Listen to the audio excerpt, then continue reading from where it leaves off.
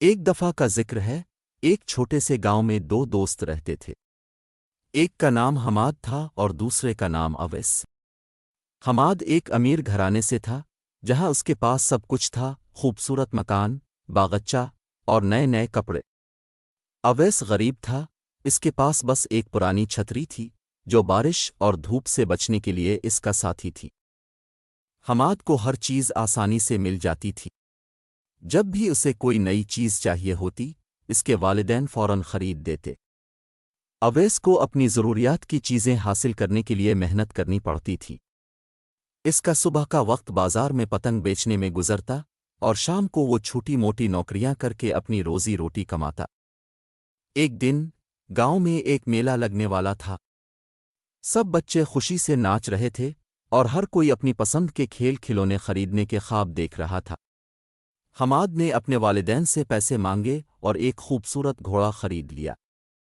اویس کے پاس پیسے نہیں تھے، مگر اس کے دل میں خواب تھا ایک دن وہ بھی اپنا کھلونا خریدے گا۔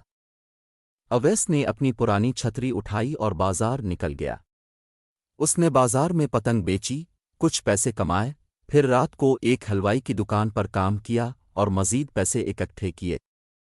دن بھر کی محنت کے بعد بھی اس کا دل اداس نہیں تھا، بلکہ امید سے بھرا ہوا تھا۔ میلہ آنے کا وقت قریب تھا۔ جب میلہ لگا، حماد اپنے گھوڑے پر سوار ہو کر گیا اور سب کی نظریں اس پر تھیں۔ اویس بھی اپنے پیسے اکٹھے کر کے میلے میں پہنچ گیا، مگر جب اس نے اپنی جیب میں ہاتھ ڈالا تو پیسے کم تھے۔ وہ اداس ہو گیا، مگر تب ہی اس کی نظر ایک چھوٹی سی پتنگ پر پڑی۔ وہ پتنگ خرید سکتا تھا، اور اس پتنگ میں اس کے خواب بندھے ہوئے تھے۔ اویس نے وہ پتنگ خریدی اور اسے ڈور سے باندھ کر اڑانے لگا۔ پتنگ اوپر الفاٹے، اور اویس کا دل خوشی سے بھر گیا۔ حماد اپنے گھوڑے پر سوار ہو کر پتنگ کو دیکھ رہا تھا۔ اس نے کبھی سوچا نہیں تھا کہ ایک چھوٹی سی پتنگ بھی اتنی خوشی دے سکتی ہے۔ اس کہانی سے ہمیں یہ سبق ملتا ہے کہ اصل خوشی مال و دولت میں نہیں، بلکہ چھوٹی چھوٹی چیزوں اور اپنی محنت سے حاصل کی گئی چیزوں میں ہوتی ہے۔ حماد نے امیر ہونے کے باوجود اویس کی پتنگ کی خوشی کو محسوس کیا، اور اویس نے غربت کے باوجود اپنی محنت سے اپنی خوشی کو حاصل کیا۔